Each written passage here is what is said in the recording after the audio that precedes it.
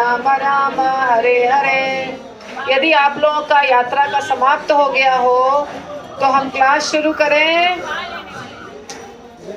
श्रील प्रभुपाद की जय। चैतन्य भागवत चैतन्य भागवत मध्य खंड अध्याय 6। तो पिछली बार हमने शुरू किया, लेकिन पता नहीं कौन सा मूड था कि कुछ हुआ नहीं, तो अभी हम करेंगे वापस ठीक से। जय जय जगत जीवन गौरचंद्र, दान देहो हृदय तुम्हारा पद द्वंद। जय जय जगत मंगल विश्वंभर, जय जय जतो गौरचंद्र किंकर। ये सब हो गया था। हमने कहा था आपको गौरचंद्र की जय हो,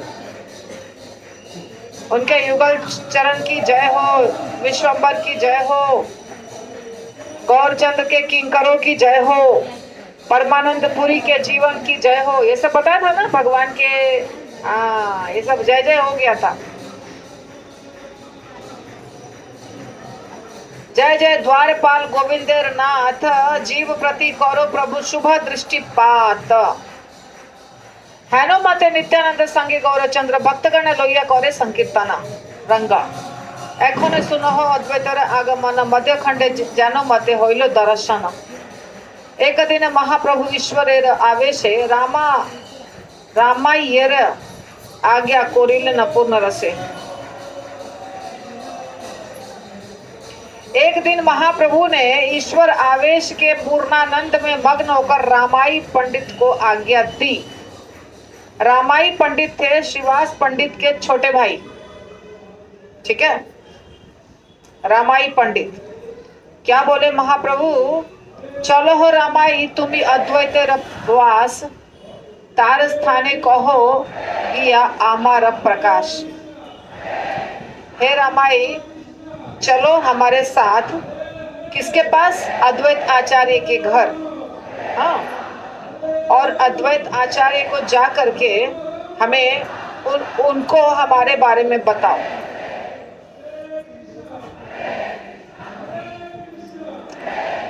जार लागी कोरिला विस्तर आराधना, जार लागी कोरी आछ विस्तर क्रंदन, जार लागी कोरिला विस्तर उपवास, से प्रभु तुम्हारा लागी होइला प्रकाश। तो रामाई पंडित को कह रहे हैं महाप्रभु कि अद्वैत को बताओ, जिसके लिए इतना पूजा किया था, जिसको बुलाने के लिए सारा तपस्या किया था, उपवास किया था, व्रत किया था, जोर जोर से पुकारा था, वो मैं ही हूँ, आ गया हूँ, किधर ध्यान है उसका? उनको बताओ जाके। अद्वैत आचार्य जानबूझ करके पीछे देखते हैं, ये वही है कि कोई, ये वही है क्या जो ईश्वर को मैं बुलाया? ये वही, अगर ये वही है तो मुझे पता चलना चाहिए। पता चलेगा तभी मैं जाऊंगा सामने। महान भक्त थे, वैष्णव थे, बूढ़े थे, थोड़े उम्र ज्यादा थी, परीक्षा लेते थे, भगवान की परीक्षा ले रहे थे अद्वैत आचार्य। भगवान तो जानते थे, भगवान बोले जाके उसको बताओ, फिर बहुत मजा आएगा कैसे हो रहा है, कैसे आगे बातें खुल रही है। भक्ति योग बिलाइत तार आगमन, आपनी आसिया झाट करे विवर्तन, निर्जने कहियो नित्यानंद आगमन, जे कुछ किछु देखिले तारे कहियो कथन, आमार पूजार सज्ज उपहार लोइया, झाट आसिया रे बोलो शस्त्रिक होइया। श्रीवास अनुज राग आज्ञा शिरे कोरी, सही खने बोलीला स्मरी होरी होरी, आनंद विवल पथ ना जाने रामाई, चैतन्य रे आज्ञा लोइया गेला सही ठाई। तो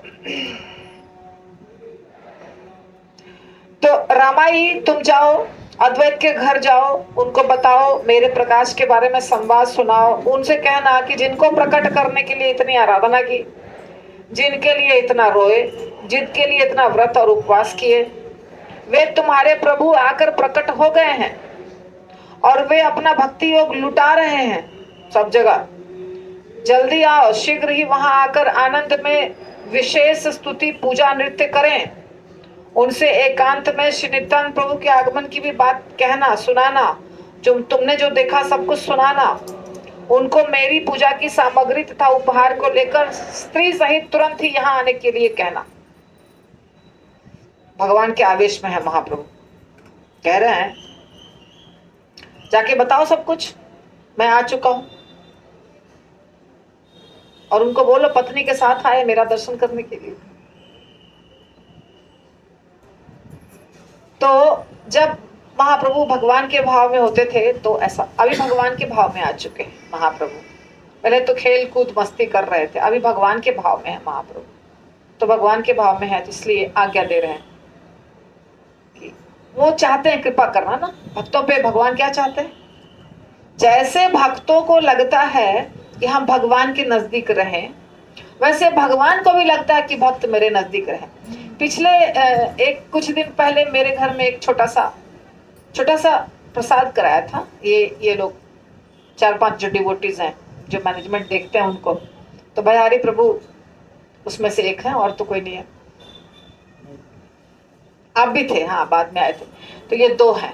तो भयारी प्रभु को बहुत मन करा था कि दर्शन करें हमारे भगवान का, और हमारे भगवान को हमने तुरंत बंद किया था क्योंकि कुकिंग करते करते लेट हो गया तो फिर बंद किया। तो मुझे लगा अभी तुरंत कैसे खोले, तो नहीं खोला। अब जो भी भक्त आते थे सब वहां तक जाते थे फिर लौटते थे, वहां तक जाते थे लौटते थे। कोई तो दंडवत के मूड में आके लौट रहे थे, कोई बोल नहीं रहे थे, ये बोल रहे थे बार बार खोलिए खोलिए खोलिए। अब खोलने का मतलब है कुछ सेवा करना पड़ेगा ना, क्या ऐसे ही खोल देंगे? खोलने का मतलब है आरती करना चाहिए, कुछ भोग लगाना चाहिए, तो इसलिए खोला नहीं। और बाद में जब सब चले गए तो मुझे इतना पछतावा हो रहा था कि भगवान बोलेंगे मेरे भक्तों से मुझे मिलने नहीं दिया, कैसी पागल है। बहुत पश्चाताप हो रहा था क्योंकि भगवान भी चाहते हैं कि भक्त उनके पास आए और वो भगवान भक्त को देखना चाहते हैं, भगवान भक्त से मिलना चाहते हैं। ऐसा नहीं कि केवल भक्त ही मिलना चाहते हैं। अभी महाप्रभु अद्वैत आचार्य से मिलना चाह रहे हैं, उनके ऊपर कृपा करना चाह रहे हैं। भगवान यदि आप भक्त हैं, एकदम अच्छे शुद्ध भक्त हैं, आपको बोलने की जरूरत नहीं कि भगवान कृपा करिए मेरे ऊपर, आप कृपा करिए, अपने आप कृपा करते हैं, स्वयं कृपा करते हैं। नित्यानंद प्रभु अपना चरण कमल भक्त के सिर के ऊपर खुद ही रख देते थे। महाप्रभु भक्त के सिर के ऊपर अपना चरण कमल, किसी भक्त के मुंह में चबाया हुआ पान दिया, अपने आप कृपा करते हैं भगवान। हमारे अंदर योग्यता होनी चाहिए। अगर योग्यता नहीं है और हम कहेंगे कृपा करिए, नहीं, कृपा निकलती है हृदय से, बोलने से नहीं होती। अभी महाप्रभु खुद जा रहे हैं अद्वैत आचार्य से मिलने के लिए। ये जो अध्याय है उसमें महाप्रभु खुद जा रहे हैं अद्वैत आचार्य से मिलने के लिए। और ऐसे ही गुरु भी कृपा करते हैं, गुरु भी कृपा करते हैं। कई बार गुरु बोलते हैं भक्त को, अरे तुमने ब्राह्मण दीक्षा क्यों नहीं लिया, ले लो, आ जाओ। महाराज हम योग्य नहीं, कुछ योग्य नहीं, आओ ले लो। ऐसा गुरु महाराज करते हैं, ऐसा मैंने देखा है। तो श्रीवास के छोटे भाई रामाई पंडित प्रभु की आज्ञा को शिरोधार्य किए और हरि हरि करते हुए आनंद में चल पड़े। रामाई आनंद में विवल होकर जा रहे थे, उन्हें कुछ ध्यान नहीं था रास्ता का, किधर है क्या है, रास्ता का ध्यान नहीं था। चैतन्य महाप्रभु की आज्ञा को लेकर वो वहां पहुंचे। रामाई पंडित ने अद्वैत आचार्य को नमस्कार किया, परंतु आनंद में परिपूर्ण होने के कारण कुछ बोल नहीं पा रहे थे। इतने खुश थे, इतने आनंद में मगन थे कि कुछ बोल नहीं पा रहे थे। पर अद्वैत आचार्य भी महान भक्त थे, उनको सब पता चल गया कि महाप्रभु ने क्या बोला है, इसको क्या बोलकर भेजा है मेरे पास। सर्वज्ञ थे, वो भी तो महाविष्णु के अवतार है ना। अद्वैत आचार्य कौन है? महाविष्णु के अवतार है।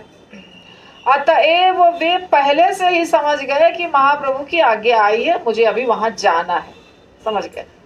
वे रामाई को देख करके हंसने लगे और बोलते हैं, मालूम होता है मुझको लेने के लिए आए हो, मालूम होता है मुझको लेने के लिए आए हो।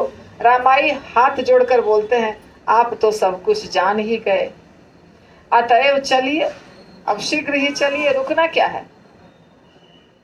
तब तो आचार्य गोसाई आनंद में विवल हो उठे, उनका शरीर कहाँ है इसका भी उन्हें ध्यान नहीं रहा। ऐसा होता है, आप जब बहुत खुश होते हैं, है ना, बहुत दुखी होते हैं तो भी और बहुत खुश होते हैं तो भी होश नहीं रहता है चीजों का। बहुत बड़ी बड़ी गलती हम करते हैं, ऐसे में होता है ना, आप लोग सबको भी अनुभव है इस चीज का। आप बहुत खुश रहते हैं तो खुशी में मगन हो जाते हैं, जिस खुशी में उसी में मगन हो जाते हैं, और जब बहुत दुखी रहते हैं तो दुखी में तो खैर होश नहीं ही रहता। तो वैसे ही अद्वैत आचार्य को अभी कुछ भी होश नहीं है, अपने शरीर का भी भान नहीं है। तो अद्वैत आचार्य के चरित्र को कौन समझ सकता है, ये वृंदावन दास ठाकुर कह रहे हैं। जानते हुए भी अनजान किसी बातें करने लग गए, बोले मनुष्यों के भीतर ये ईश्वर कहाँ से आ गया। चैतन्य महाप्रभु के बारे में कह रहे हैं, मनुष्यों के भीतर ये ईश्वर कहाँ से आ गया। नदिया में अवतार होना किस शास्त्र में लिखा है, कहाँ लिखा है कि नदिया में भगवान आएंगे। मेरी भक्ति, मेरा अध्यात्म, मेरा वैराग्य और ज्ञान तेरा भाई श्रीनिवास सब कुछ जानता है। श्री अद्वैत के चरित्र को रामाई पंडित भी जानते थे, परंतु कुछ उत्तर नहीं दिए, मन मन में हंस रहे थे। अद्वैत आचार्य ऐसे ऐसे जो चरित्र हैं वे बड़े ही अगाध हैं, सत्कर्मी ही उन्हें कुछ समझ सकते हैं, अतएव उनके लिए तो मंगलकारी है, किंतु कुकर्मी जीव उन्हें नहीं समझ सकते, उनमें दोष देखते हैं, अतएव उनके लिए बाधाकारी है। फिर अद्वैत बोले रामाई पंडित कहो तो सही, किस कारण से अचानक तुम्हारा यहाँ आना हुआ है। रामाई पंडित समझ गए, अब आचार्य देव का चित्त स्थिर हुआ है। तो अद्वैत आचार्य उसी समय जब चैतन्य महाप्रभु छोटे बच्चे थे, तभी वो बहुत बड़े थे, तभी वो भागवतम पढ़ाते थे। गंगादास पंडित के यहाँ जाते थे पढ़ने के लिए अद्वैत महाप्रभु के बड़े भाई, तो उस समय अद्वैत आचार्य उनसे भी बड़े थे, वहां आते थे। तो अद्वैत आचार्य से भी पढ़े थे और गंगादास पंडित से भी पढ़े थे इनके बड़े भाई विश्वरूप। और वो छोटे से थे, इतने छोटे से थे, उंगली पकड़ के भैया के साथ साथ में जाते थे, धोती वोती पकड़े, कुर्ता पकड़े हुए। तो तब की बात है, अब अभी वो भगवान के रूप में प्रकट हो गए हैं। तो अद्वैत आचार्य तो परीक्षा लेंगे, नकली भी भगवान होते हैं ना बहुत सारे, हर जमाने में नकली भगवान आते हैं, है ना। एक माता जी का क्लास लिया था थोड़े समय पहले, 2-4 दिन पहले, आप लोगों ने वीडियो देखा वीडियो? कितने भक्तों ने देखा? आप लोगों ने देखा? कितने भक्तों ने देखा? हाथ उठाइए। 1 2 3 4 5 6 7 भक्तों ने देखा और एक मैं 8वीं नंबर। तो उसमें 8 लाइक तो बनता था ना, और उसमें 8 लाइक नहीं है, सिर्फ 3 लाइक्स है। मतलब आप लोग देख के और लाइक नहीं करते हैं। अच्छा, लाइक को 2-3 बार दबा देते हैं तो फिर तो भी डिसलाइक हो जाता है। ऐसा नहीं करिए, लाइक जब करते हैं ना, तो ऐसे जब लाइक होता है ना, इसका अभी आप जो सुन रहे हैं आपको ही बोल रही हूँ मैं, ऐसा होता है, उसको एक बार दबाएंगे तो उसका कलर चेंज हो जाता है, ब्लू कलर आ जाता है। ऐसे वो सफेद रहता है, ऐसे करने से ब्लू आ जाएगा, फिर से टच करेंगे तो फिर से सफेद हो जाएगा। इसलिए देखिए, जब ब्लू हो गया तो फिर से टच मत करिए। तो जितने भक्त देखते हैं उतने भक्त अगर लाइक कर देंगे तो भी हमारे क्लास में ही 60-70 डिवोटी तो हैं, पर लाइक्स आते हैं 2 या 3। तो ऐसा क्यों होता है? अब आप सब कहेंगे हमने तो किया था। ऐसा मत करिए कृपा करके। आप सब जो देखते हैं लाइक करिए। कि कुछ भी नहीं अच्छा लगता है क्या? कुछ अच्छा नहीं लगता है उस कथा में? नहीं, बोलिए हंसिए नहीं। कथा में अच्छा लगता है कि नहीं? वो जो कथा थी वो शिव जी की और सती माता की कथा थी, जो हमने अभी माता जी लोगों की कथा ली थी। बहुत सुंदर कथा थी, रामायण से लिया था। तो मैं अभी आपको क्यों कह रही हूँ ये कथा अचानक क्यों याद आ गई, कि वहां पे हमने ये दृष्टांत दिया था कि कैसे रावण छद्म वेश बना के सीता माता को ठगने जाता है ना। रावण एक ब्राह्मण का रूप लेके सीता माता को ठगने के लिए जाता है। सच बात है कि नहीं? तो वैसे ही बहुत सारे लोग पाखंडी होते हैं, गुरु के आसन पे बैठते हैं पर होते क्या है पाखंडी। ये पाखंड हर जमाने में हुआ है, अभी कोई नई बात नहीं है। पाखंड हर समय होता था, अभी भी होता है। तो हमें पाखंडियों से सावधान रहना।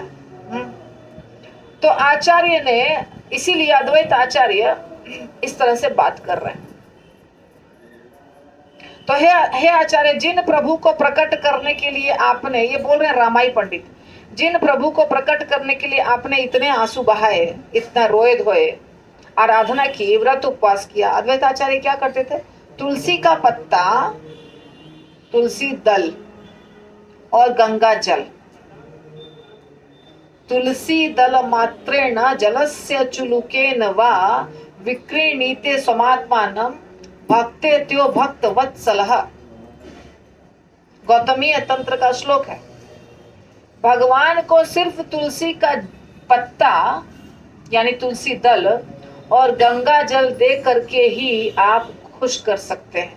बहुत कुछ नहीं है आपके पास, तो सिर्फ इतना तो आपको कहीं भी मिल जाएगा। तो अद्वैत आचार्य ने यही किया था, सिर्फ तुलसी का पत्ता और गंगा जल, गंगा के तट के पास रहते थे, सिर्फ तुलसी का पत्ता और गंगा जल भगवान को समर्पित किया, बहुत हृदय से प्रार्थना किया, पुकारा भगवान को कि इस दुनिया की स्थिति बहुत खराब है, भगवान आप आ जाइए। लोग भक्ति नहीं कर रहे हैं, लोग खाली क्या कर रहे हैं? क्या बोला अद्वैत आचार्य पता है आपको?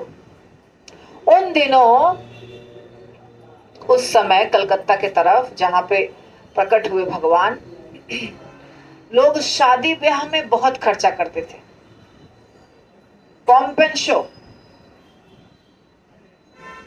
दुर्गा चंडी मंडप बहुत खर्चा करते थे, बलि पाठा खस्सी काटना बहुत खर्चा करते थे, भगवान की भक्ति बिल्कुल नहीं करते थे। तो अद्वैत आचार्य को लगा कि कहाँ जा रहे हैं सारे लोग, किधर जा रहे हैं, क्या गति होगी इनकी, इसीलिए उन्होंने भगवान को पुकारा। तो ज्यादा बहुत गहरा कुछ समझने वाली बात नहीं है, इतनी सी बात है समझना हमें अभी इस दृष्टांत से कि भगवान को प्रसन्न करने के लिए बहुत सामग्री की आवश्यकता नहीं होती है। अगर आपके पास बहुत है तो बहुत तो लगा दीजिए जरूर, है ना? अगर है तो, अगर भगवान ने बहुत दिया है तो लगाइए बहुत। लेकिन अगर भगवान ने नहीं दिया है तो गंगा का जल गंगा को ही अर्पित करके गंगा माता को खुश करते हैं लोग। सिंपल टैप का पानी भी सूर्य देवता को दे दीजिए तो सूर्य देवता प्रसन्न हो जाते हैं, है ना? एक लोटा जल। सारे ग्रह नक्षत्र जो है परेशान करते हैं हमको, हम सारे ग्रह नक्षत्र तो बहुत ज्यादा हैं, एक दो नहीं है, तो सारे ग्रह नक्षत्र को आप खुश नहीं कर सकते हैं। लेकिन सारे ग्रह नक्षत्रों के राजा सूर्य देवता है, तो सिर्फ सूर्य देवता प्रसन्न हो गए तो सब प्रसन्न हो गए, और सूर्य देवता सिर्फ जल से प्रसन्न हो जाते हैं। सूर्य देवता सिर्फ जल से प्रसन्न हो जाते हैं, भगवान भी सिर्फ जल से प्रसन्न हो जाते हैं। इसलिए यदि कोई कहता है कि हम क्या करें, हम बहुत गरीब हैं, नहीं, गरीब व्यक्ति भी पूजा कर सकता है ना? तो अद्वैत आचार्य भगवान को सिर्फ जल और तुलसी के पत्ते से प्रसन्न किए थे, सिर्फ दो ही चीज, और भगवान आ गए, अवतरित हो गए चैतन्य महाप्रभु। तो भक्ति, अपना भक्ति लुटाने के लिए ही उनका आगमन हुआ है। किनका? महाप्रभु का। आपके लिए वहां चलकर नृत्य स्तुति गान करने की आज्ञा हुई है। अद्वैत आचार्य को कह रहे हैं रामाई पंडित कि आपको भगवान ने आज्ञा दी है कि आप वहां चलिए, नाचिए, गाइए और भगवान का गुणगान कीजिए।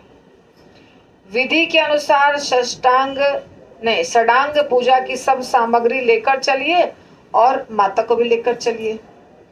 सीता माता। अद्वैत आचार्य की पत्नी का क्या नाम था?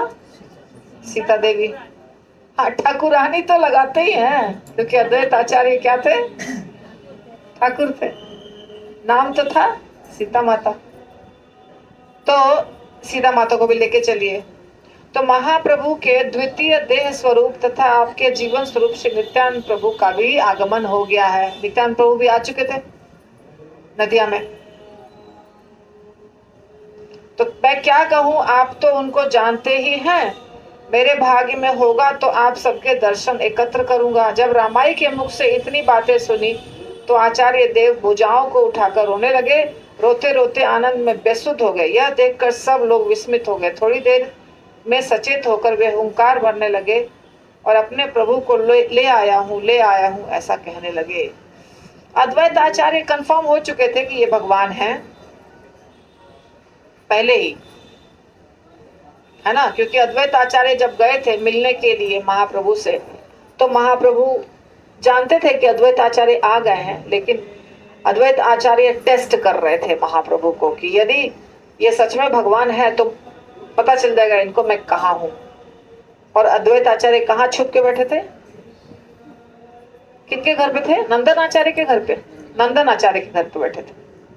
और महाप्रभु समझ गए कि वो नहीं आ रहा है, जानबूझ के चेक कर रहा है।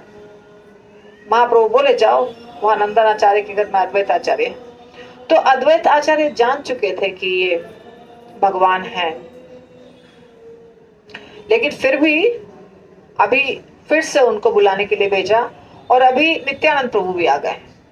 तो नित्यानंद प्रभु अब सबकी उनकी जो मंडली है, पूरी मंडली, श्री कृष्ण चैतन्य प्रभु नित्यानंद, श्री अद्वैत गदाधर, श्रीवास ठाकुर, ये सब की अभी मंडली तैयार हो रही है और सब मिलके क्या करेंगे?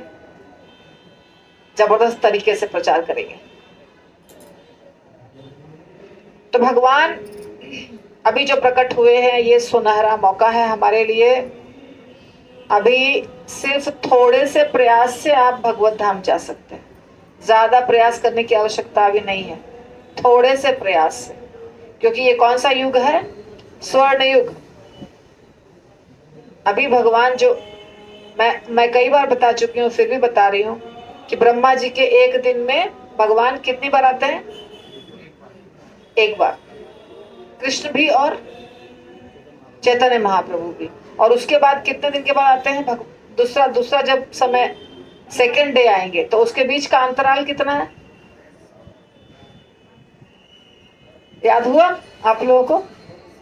अभी भगवान आए कृष्ण और चैतन्य महाप्रभु भी आए। फिर से भगवान कृष्ण और चैतन्य महाप्रभु कब आएंगे? कितने सालों के बाद? 8 अरब 60 करोड़ 8 अरब 60 करोड़ साल के बाद वापस आएंगे भगवान कृष्ण और चैतन्य महाप्रभु भी। उसके बीच में चांस नहीं है। तो अभी हम सब बहुत भाग्यशाली हैं जो हम यहाँ अभी हैं भी और प्रभुपाद की कृपा से लगे हुए भी हैं। तो अभी लापरवाही करने से काम नहीं चलेगा। अभी लापरवाही कोई भी व्यक्ति जिसको प्राप्त हो गई है कृपा, जिसको ज्ञान हो गया है कि हमें भक्ति करनी चाहिए, वो बहुत सीरियसली पकड़िए इसको, लाइटली नहीं। हाँ, मतलब हम सब कुछ करते रहेंगे, थोड़ी थोड़ी भक्ति भी करते रहेंगे, वैसा नहीं। भक्ति ही हमारे जीवन का मुख्य उद्देश्य है। ऐसा करके पकड़ना होगा। कोई दिक्कत है? नहीं ना? तो इसी जन्म में कल्याण हो जाएगा। 10, 20, 50 बार जन्म लेने की जरूरत नहीं पड़ेगी, क्योंकि अभी सेल चल रहा है। सच बात है, अभी सेल चल रहा है। सेल में कैसा होता है? बहुत महंगी चीज भी बहुत सस्ती मिलती है ना। एक बार मैं गई थी यहाँ पे, जो आपके प्रभु जी काम करते थे ना, ईशान्या मॉल, क्या ना, ईशान्या नाम था ना, वहां मैं गई थी एक बार जब मैं कल्याणी नगर में रहती थी तब। हाँ, तो हमें पता चला कि सेल है। ब्लैंकेट लेना था मुझे, तो मैं गई। कुछ 4000 का ब्लैंकेट या 8000 का ब्लैंकेट, 4000 में ऐसा कुछ था, याद नहीं आ रही है कुछ। तो हमें पता चला तो हम गए। बोला सेल कल खत्म हो गया, आज फिर से वापस 8,000 में मिलेगा। मैं बोली नहीं, हमारे पास शक्ति नहीं है 8,000 का ब्लैंकेट खरीदने का। वही ब्लैंकेट, सेम ब्लैंकेट अब मिलेगा वापस पहले वाले दाम में, क्योंकि सेल कल ही लास्ट डेट था। तो इसी प्रकार ये भगवान आए हैं मुफ्त मुफ्त मुफ्त मुफ्त मुफ्त मुफ्त में कृष्ण प्रेम ले लो, मुफ्त में कृष्ण प्रेम ले लो, तुम्हारी योग्यता हो योग्यता नहीं हो ले लो ले लो ले लो। अभी वो टाइम चल रहा है। और इसके बाद क्या होगा? थोड़ी सी भी गलती करेंगे तो भक्ति नहीं होगी, थोड़ी सी गलती करेंगे तो तपस्या का फल नहीं मिलेगा, मंत्रों के उच्चारण में थोड़ी सी गलती करेंगे तो मंत्र विफल हो जाएंगे। त्रेता युग में, सत्य युग में, द्वापर युग में आसान नहीं था, पहली बात। दूसरी बात, अभी ये जो कलयुग चल रहा है जिसमें भगवान स्वयं आए हैं, ऐसा अगले कलयुग में नहीं होगा, तो वो भी मुश्किल है। तो इसीलिए अभी जो समय है, ये समय का पूरा उपयोग करना चाहिए हर व्यक्ति को, ठीक है ना? तो मेरे प्रभु अपने वैकुंठ धाम को छोड़कर आए हैं। अद्वैत आचार्य कह रहे हैं मेरे प्रभु वैकुंठ धाम को छोड़कर आए हैं, ऐसा कहकर रोने लग गए। और जगत माता सीता देवी जब वो सुनी, वो भी समाचार सुनकर आनंद में रोने लग गई। वो तो सीधी सादी थी माता। श्री अद्वैत आचार्य के प्रभु का नाम था अच्युतानंद। अद्वैत आचार्य प्रभु के बेटे का नाम अच्युतानंद। तो वो छोटा था, वो भी रो रहा था। अद्वैत आचार्य अपनी पत्नी और पुत्र के साथ रो रहे थे। सब लोग उनको घेर कर, जितने लोग थे सब भक्तगण जो गए होंगे रामाई पंडित के साथ या अगल बगल में, वो सब भी रोने लगे। सब रो रहे हैं, रो रहे हैं, रो रहे हैं। अद्वैत आचार्य अपनी पत्नी, हाँ, कोई कहीं पड़ा रो रहा है, कोई कहीं पड़ा रो रहा है, किसी को किसी की सुध नहीं है, सब रो रहे, सब रो रहे।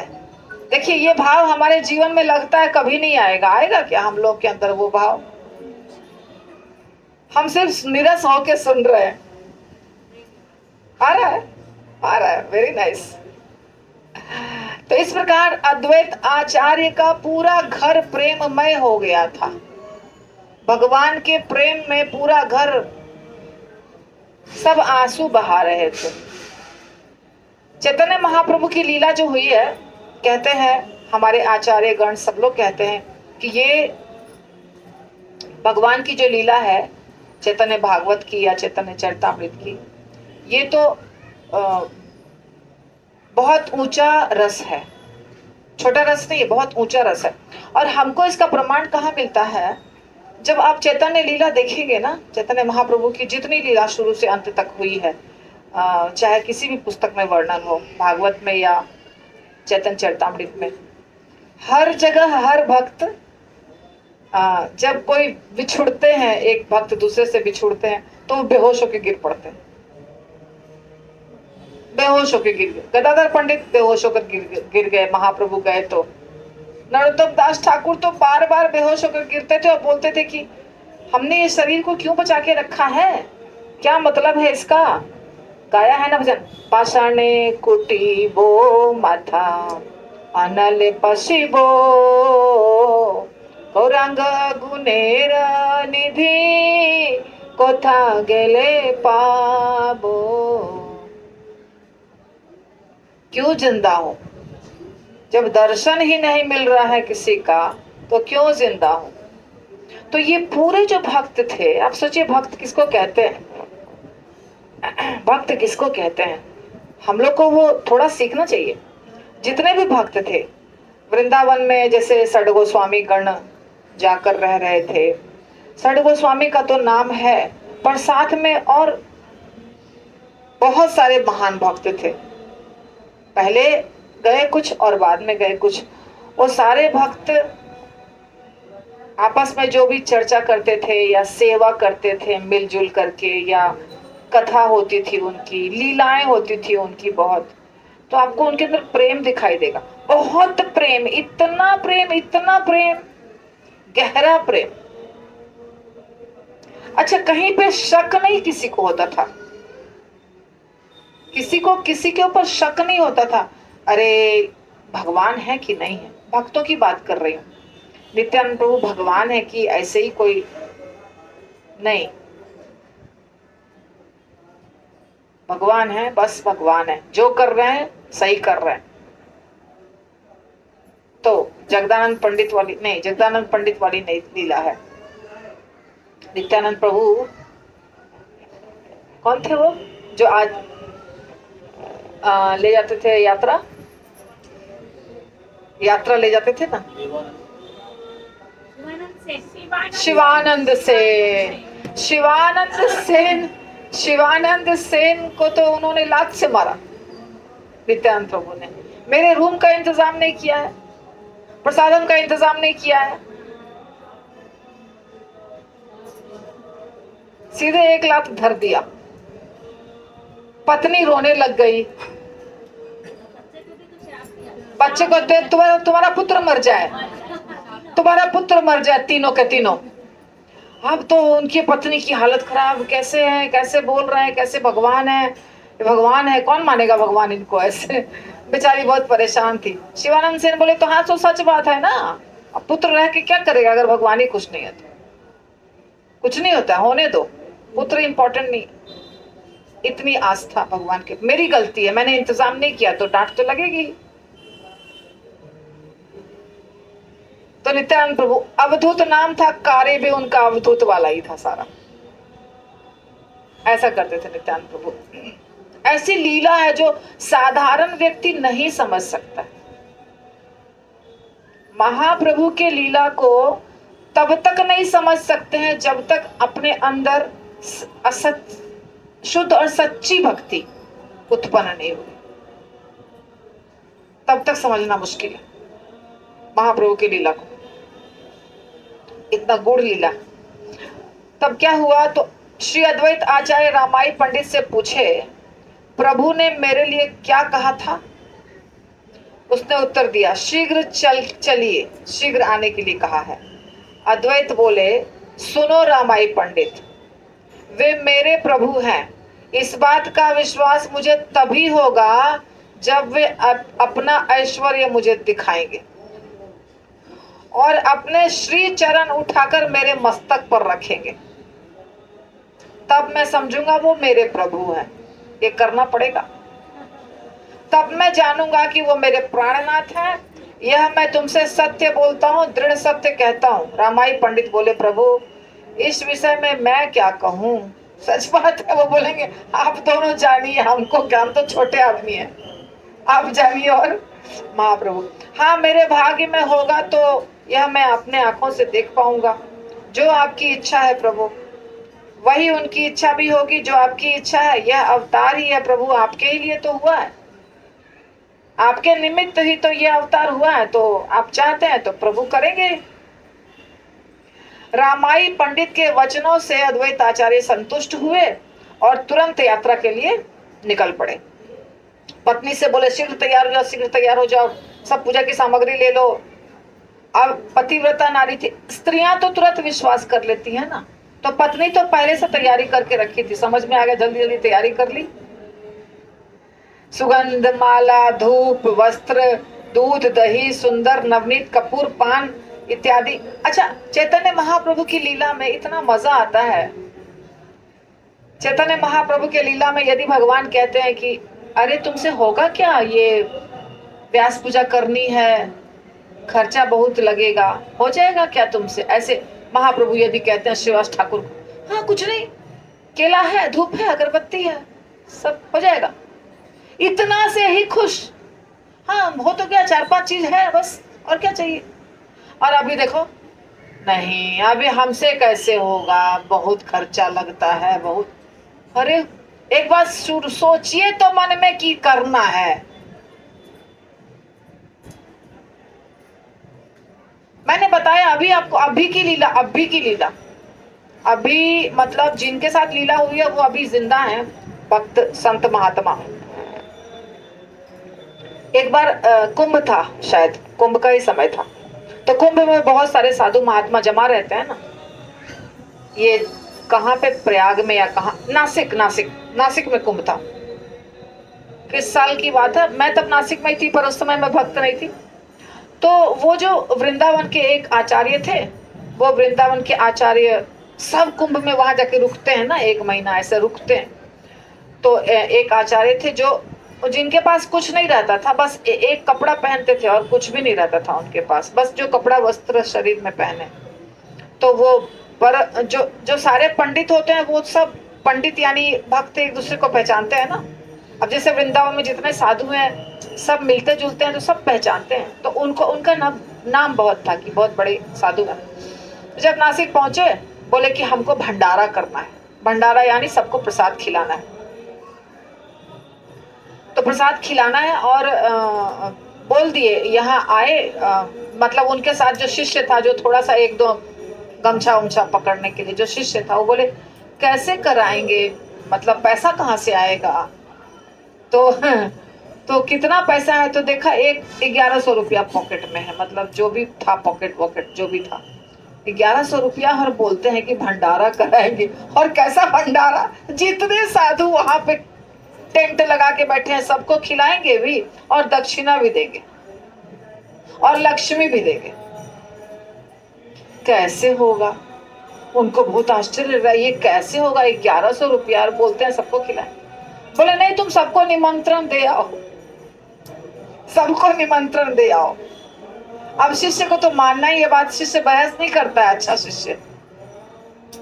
और ये कितना पहले की बात, 30 साल पहले की बात होगी, 30 या 28, क्योंकि मैं 25 साल से पुणे में हूँ और 6 साल नासिक में थी, मतलब 31 साल से अंदर की बात है। तो वो जो साधु थे, अब शिष्य तो सब जगह निमंत्रण दे आया कि कल भंडारा होने वाला है, पैसा है 1100 रुपया और कल भंडारा, शुद्ध घी में लड्डू बनेगा, पूरी बनेगा और जितना चीज था सब मेनू बन गया, मेनू बन गया। देख रहा वो शिष्य दे आया निमंत्रण। अब जब शिष्य सारा निमंत्रण देकर पहुंचा अपने गुरु के पास, तो देखता है कि दनादन सारी सामग्री जमा हो गई, चावल, घी, तेल, दूध, दही, अरे बाप रे। और उसके बाद सिर्फ वही नहीं, लक्ष्मी भी। तो जब भंडारा शुरू हुआ तो जितने साधु आए सबको खिलाया गया, और जो आश्रम में रुक गए सबको 4-4 लड्डू भेजा, और हर आदमी को, जितने आदमी आए थे, किसी को 500, किसी को 1000 दक्षिणा भी दी। और जब सब हो गया, रात्रि का समय आया, तो शिष्य को बोला देखो तो कितना लक्ष्मी है, तो 1100 लक्ष्मी वापस बच गई थी और सब कुछ हो गया। ये चमत्कार देखा जिन्होंने अपनी आंखों से, वो कथा बता रहे।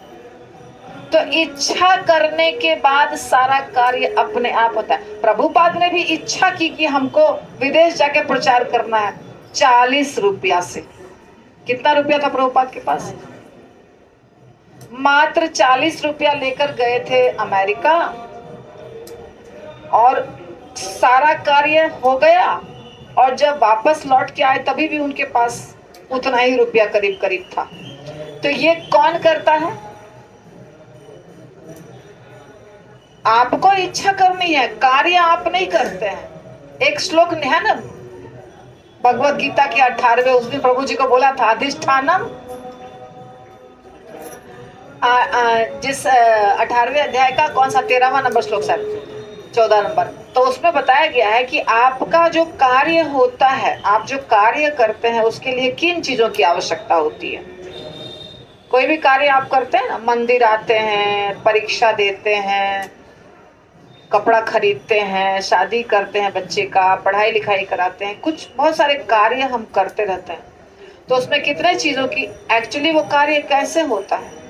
तो पहले आपका खुद का शरीर, आपके शरीर के द्वारा कार्य होगा। फिर इंद्रियां भी चाहिए जिनके द्वारा कार्य हो गया, आंख, कान, नाक, जो भी।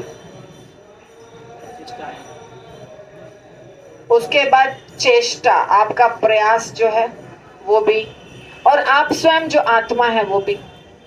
एक आत्मा अलग होता है, इसको कर्ता कहते हैं। अधिष्ठान यानी कि शरीर, उसके बाद इंद्रियां। अब सोचेंगे इंद्रियां तो इसके अंदर ही नहीं, इंद्रियां इसके अंदर नहीं होती हैं। ये जो शरीर है ना, आंख कान नाक, ये इंद्रियां नहीं है। ये तो इंद्रियों के तृप्ति के लिए बनाई गई हैं। आंखें, जिनके पास आंखें नहीं है उनको देखने की इच्छा है कि नहीं, बताइए, है ना? पर आंखें नहीं है, पर इच्छा है, क्योंकि इंद्रियां हैं, सूक्ष्म इंद्रियां हैं। तो इंद्रियां अलग होती हैं। और पांचवा जो तत्व है वो है स्वयं भगवान। ये चार चीज अगर आपका सही भी चल रहा है और भगवान नहीं चाह रहे हैं कि आपका कार्य हो, तो कार्य नहीं होगा। और अगर भगवान चाह रहे हैं तो आपकी सारी इंद्रियां सब कार्य करने लग जाएंगी। और चेष्टा आपको करना है, आत्मा को इच्छा करनी है कि हमको करना है, आत्मा को इच्छा करनी है, शरीर को प्रयास करना है, इंद्रियों को दिल लगाना है कार्य में, और बाद में भगवान कृपा कर देंगे, कार्य हो जाएगा। सच बात है कि झूठ बात है, बोलो, है ना? तो उसी तरह हम भगवान की सेवा करें, भक्ति करें, कुछ भी करें, उसमें ये पांच चीजें महत्वपूर्ण है। अब पांच चीजें कौन कौन है आप समझ गए ना? क्या क्या बताइए? हमारा शरीर, चेष्टा, कर्ता मतलब आत्मा, और इंद्रियां, और पांचवा भगवान। ये पांचों के कृपा से, पांचों के प्रयास से कार्य होता है। इसीलिए चार चीज हमारे हाथ में है, पांचवा भगवान है ना? चेष्टा आपको करना है, आपके पास इंद्रियां हैं, आपके पास आपका शरीर है, और आप स्वयं आत्मा के रूप में हैं। तो ये सब कुछ आप जोर लगा देंगे तो फिर भगवान की कृपा तो आनी ही है। तब तो भगवान की कृपा आ जाएगी और कार्य हो जाएगा। हमने देखा ना दो उदाहरण से कि कैसे कार्य भगवान की कृपा से होता है। तो ये भगवान के जो चैतन्य चरितामृत में, चैतन्य लीला में जो भगवान के भक्तगण हैं, उनका बड़ा अच्छा भाव है सारे भक्त का। अभी अद्वैत आचार्य की पत्नी, ये तो कथा अगले बार चलेगी, अभी 8 बज गया। अद्वैत आचार्य की पत्नी तैयार हो गई, सब क्या क्या सामग्री लेके, सुगंध, माला, धूप, वस्त्र, दूध, दही, मक्खन, कपूर, पान, हो गया। ये ऐसा नहीं कि 2-4 हजार रुपया भी साथ में है, कुछ भी नहीं है रुपया उपिया है क्या साथ में? नहीं, सामग्री हो गई, बस पूजा हो जाएगी। मैंने अपनी आंखों से देखा है, सुना है, मतलब जो आते हैं दर्शन करके उनकी बात बता रही हूँ। जो आए हैं धाम का दर्शन, हमारे घर के नजदीक देवघर एक बहुत अच्छा ज्योतिर्लिंग है, जो बहुत फेमस है, प्रसिद्ध ज्योतिर्लिंग है। तो गांव के स्त्रियों को मैंने देखा है कि 50 रुपया अगर पास में है ना, तो बहुत खुश होती है कि हम देवघर का दर्शन करके आ जाएंगे, और उसमें सब कुछ कर लेती हैं। भगवान को जल भी चढ़ा देंगी, और बेलपत्र जो है वो भी चढ़ा देंगी, शॉपिंग भी कर लेती हैं, और खा भी लेती हैं, बिना टिकट के जाती हैं ट्रेन पे चढ़ के। टीटी क्या करेगा, सैकड़ों की संख्या में बिना टिकट के टीटी भी परेशान है। सब देवघर जा रहे हैं, कुछ नहीं बोलते हैं टीटी। अच्छा, वहां उतर गए, कुछ शेयर रिक्शा हुआ तो चढ़ गए, नहीं तो पैदल चल दिए, वहां सब कुछ कर लिया। भूख लगी है, सुबह से भूखे हैं, अब लास्ट में कुछ खा लिया, चूड़ा इलायची 10 रुपया का, 5 रुपया का खरीद लिया, घर के बच्चों के लिए बद्धी बोलते हैं वो खरीद लिया, और लौट के आ गए। पूरा 50 रुपया में यात्रा हो गई। पहले तो 10 रुपया में भी होती थी। 1.25 रुपया का प्रसाद चढ़ाएंगे, ऐसा सुना है डायलॉग आपने? 1.25 रुपया का प्रसाद चढ़ाएंगे। वो लोग भोग नहीं बोलते हैं, प्रसाद बोलते हैं। तो हर बजट में होती है यात्रा, और हर बजट में होती है सेवा, और हर तरीके से होती है भक्ति। इच्छा होनी चाहिए, नहीं तो न 9 मन तेल होई है, न राधा नाची है। वो वाली बात हो जाएगी। ना हमारे पास कभी कुछ होगा और ना हम कभी कुछ करेंगे। कुछ भक्त डर के मारे कभी भक्तों को बुलाते ही नहीं अपने घर। अरे बाप रे, पवित्र मंजरी माता जी का ग्रुप इतना बड़ा है, हम कैसे प्रोग्राम करें। पूरे जीवन कभी बुलाते ही नहीं है किसी के। ये ठीक नहीं है। चावल और सांभर तो खिलाने का पैसा है, खिचड़ी खिलाने का तो पैसा है। और वहां पे ना बरकत बोलते हैं, बरकत, और बरकत होगा अगर भगवान प्रसन्न हो जाएंगे तो अपने आप बरकत हो जाता है। दिल में इच्छा होनी चाहिए। ठीक है, तो आज की कथा यहीं रोकेंगे, लेकिन प्रश्न है तो पूछ सकते हैं। प्रश्न है क्या?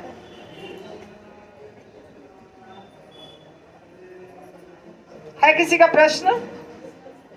हंसी आ रही है? गलत बोला क्या? हंसी आ रही है बहुत जोर से।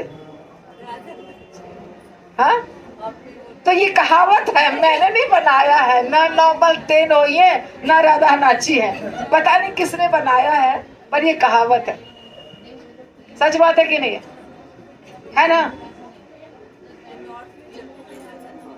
कुछ घटना देखिए, जो भी कहावत बनती है ना, वो कुछ घटना के ऊपर बनती है, अपने आप कहावत नहीं बनती है। कुछ घटना होगी जो हमें पता नहीं है।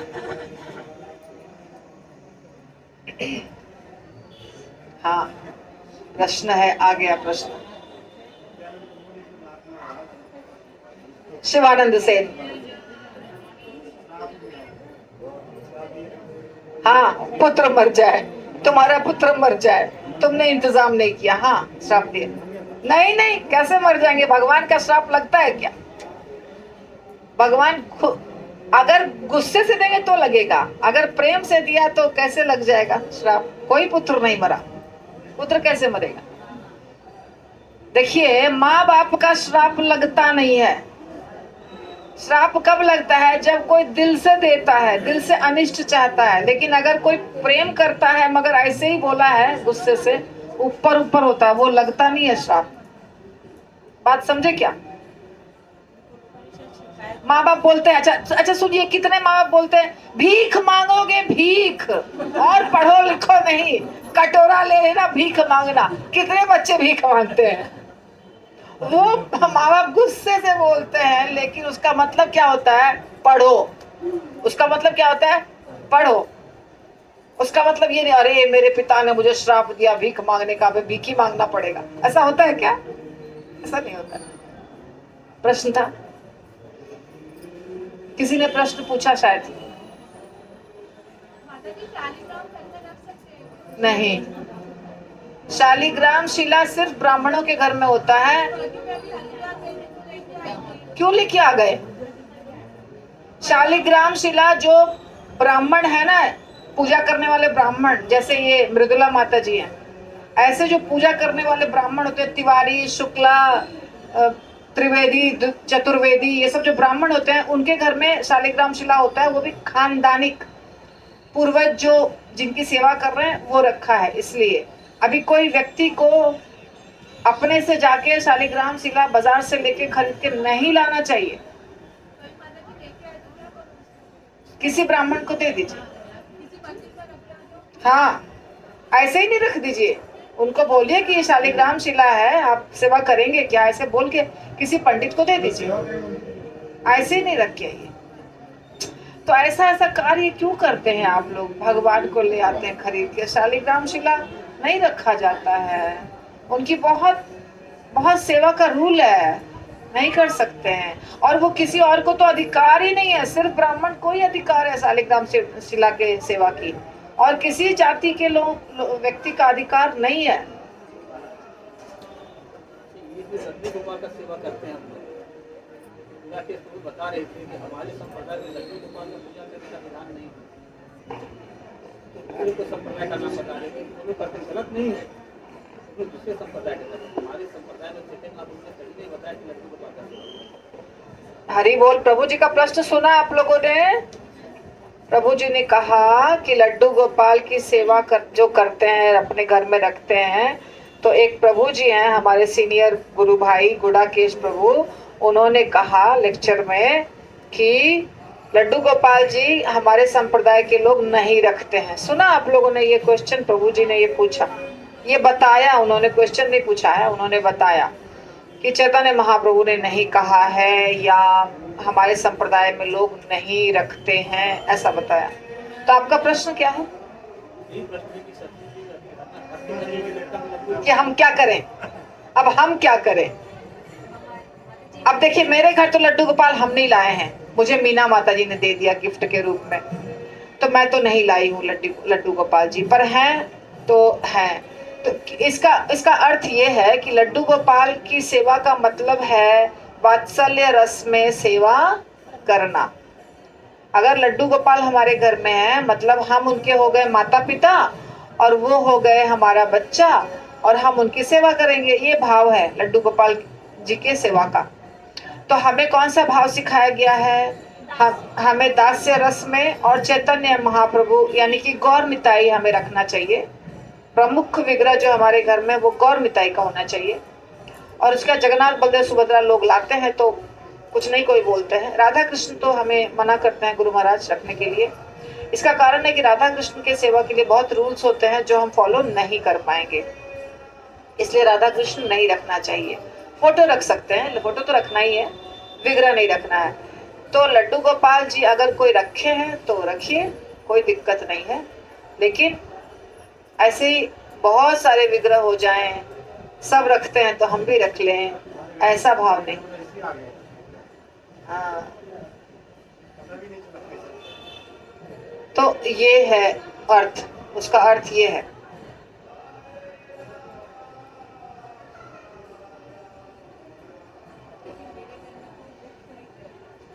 लड्डू गोपाल आपके खानदानिक है ना वो, तो खानदानिक जिनके घर में जो भी विग्रह हैं, लड्डू गोपाल जी हैं या किसी किसी घर में राधा कृष्ण बहुत दिनों से है, पहले से ही माता पिता ने रखा है या सास ससुर का है, तो वो क्या करेंगे? वो थोड़ी हटा देंगे, उसको रखिए, कुछ नहीं होता है। घर में है तो करिए सेवा। कंडीशन उसमें रहता है कि बच्चे को हर दिन स्नान करवाना चाहिए, लड्डू गोपाल का भी स्नान करवाते हैं लोग, रोज करते हैं, जिनके घर में है वो रोज करते हैं स्नान, है ना? करते हैं, माता जी करती है, करना चाहिए।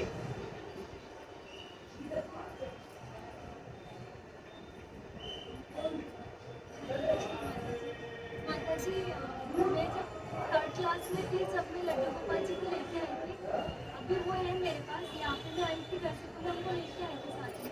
पर मेरा ऐसा है कि मैं जब भी वृंदावन जाती हूँ या गीत सेंटर में जाती हूँ, जब मैं दूसरे लड्डू गोपाल जी को देखती हूँ तो उनको भी ऐसा मेरा मन करता है कि मैं इनको भी ले लूँ। मुझे ऐसा लगता है कि उनको भी ले लूँ, ऐसा क्यों होता है? उनको लेकर घूमो, लड्डू गोपाल जी को लेकर घूमो, क्या मन करता है?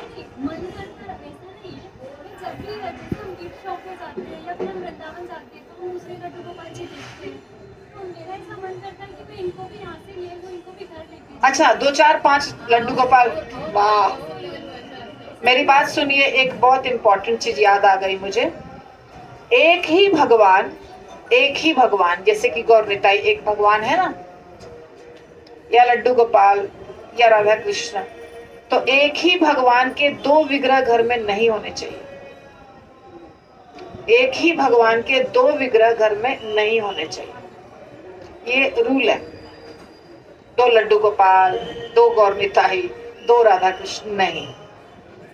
जो आपके पास आए हैं उनको रखिए, और कुछ लोगों को तो बड़े विग्रह रखें, बड़े विग्रह रखें।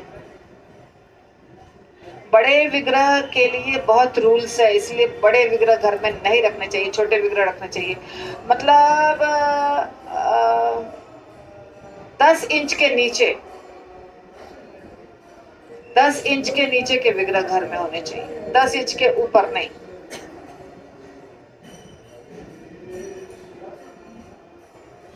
ठीक है, हमारे आचार्य ने कहा है, श्रील सनातन गोस्वामी ने हरि भक्ति विलास में कहा है, एक बित्ता इसके अंदर होने चाहिए विग्रह। ठीक है, जब होटल में जगन्नाथ बलभद्र सुभद्रा हैं, फिर ऐसे शो के उसमें भी ऐसा रखते हैं ना, टेबल के ऊपर कुछ ऐसे, वो भी ऐसा दूसरा नहीं रखना चाहिए। शो के लिए जो होता है वो अलग है, वो तो शो के लिए है। शो के लिए तो बहुत बड़ा भी रखेंगे तो वो है ही नहीं, जब पूजा ही नहीं करते हैं तो। लेकिन जो पूजा वाली मूर्ति मिलती है बाजार में, उसको क्यों लेके आए शो के लिए? उसको नहीं लाना है। शो वाला एक अलग मूर्ति होता है ना, वैसा ला सकते। जो पूजा के लिए विग्रह बने हुए हैं ना मंदिर में, मतलब मार्केट में जो पूजा के लिए बनते हैं विग्रह, कोई भी पीतल का या संगमरमर का, उसको नहीं लाना चाहिए। वो सिर्फ उतना ही लाइए जितना बताया गया है, आचार्य ने बताया है उतना ही। अभी मैं देख रही थी तो एक माता जी लड्डू गोपाल जी को लेके आई थी, शायद वो 10 इंच से ज्यादा ही थे, तो वो कितने लड्डू गोपाल 10 इंच से ज्यादा? वो तो बहुत बड़े दिखेंगे। हाँ, तब मैंने देखा ना कि कितना सही है कि आप उनके साथ नहीं, ज्ञान नहीं होने के कारण करते हैं लोग वैसे। ज्ञान नहीं है उनको शास्त्रों का, इसीलिए। क्योंकि आपको बड़े विग्रह होने से कुछ ज्यादा फायदा हो जाएगा ऐसा नहीं होता है। अभी मंदिर में अपने वृंदावन में राधा रमन जी इतने छोटे से हैं। कितने छोटे हैं राधा रमन जी, है कि नहीं बताइए? अब राधा रमन जो मंदिर है, वो लोग सोचते हैं क्या कि हमें बड़ा सा राधा रमन लेके आ जाए? ऐसा सोचते हैं क्या? जितने बड़े हैं उतने बड़े ही कितना प्रभावशाली है, कितने सुंदर हैं, उनकी लीलाएं कितनी सुंदर होती। तो विग्रह छोटे बड़े से कुछ नहीं होता है। जितना बताया गया है, घर में छोटे विग्रह ही होने चाहिए, घर में बड़े विग्रह नहीं होना चाहिए। हाँ, लड्डू गोपाल आपके यहाँ देते हैं। 3 आपके नहीं है ना? हाँ, तो पहले से था तो क्यों लाए वृंदावन से? छोटा था इसीलिए? नहीं, छोटा विग्रह छोटा होने से कुछ नहीं होता। छोटा है तो छोटा रखिए, बड़ा नहीं लाना है आपको। जो आपके घर में विग्रह पहले से हैं और जिस भी साइज के हैं उसी साइज के रहने दीजिए।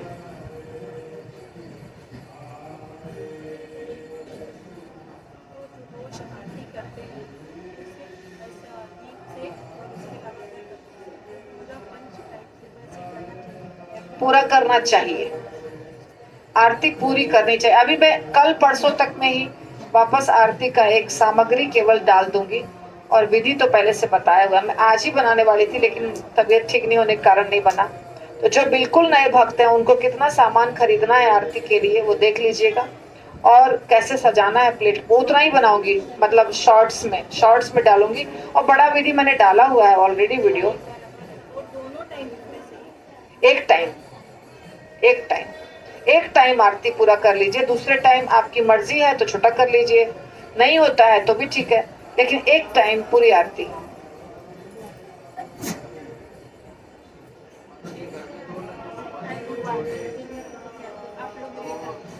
अब देखिए किसी के घर में है तो अभी आप क्या करिएगा, लेकिन नया नहीं खरीदिए। सेकंड 2 विग्रह नहीं होने चाहिए घर में।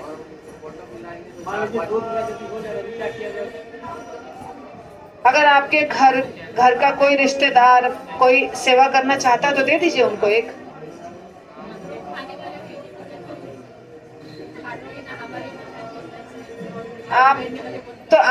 आपके पास 3 विग्रह कैसे हो गए? तो बड़े बेटे का है तो बड़ा बेटा और बहू को करना है ना सेवा, वो आपको थोड़ी करना। आप दे दीजिए ना, उनका है ना वो। तो जिनके मायके से आए हैं उनको सेवा करनी चाहिए ना, मतलब कॉमन नहीं है। इनकी बहू अलग रहती है, मुझे पता है। क्लास समाप्त हो गया है क्योंकि टाइम हो गया। प्रश्न है तो पूछिए।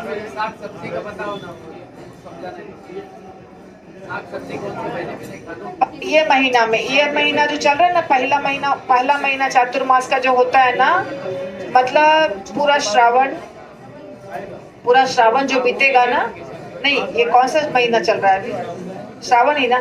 तो ये पूरा महीना जो बीतेगा ना, इस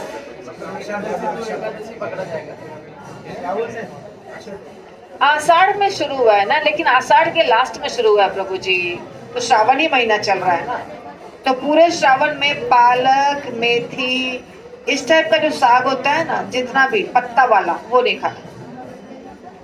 पत्ता वाला कोई साग सावन में नहीं खाना है, उसके बाद भादों में दही नहीं खाना है, आसिन में दूध नहीं खाना है, कार्तिक में उड़द दाल नहीं खाना है। ठीक है। श्रील प्रभुपाद की जय। निताई गौर प्रेमानंदे। हरि हरि बोल।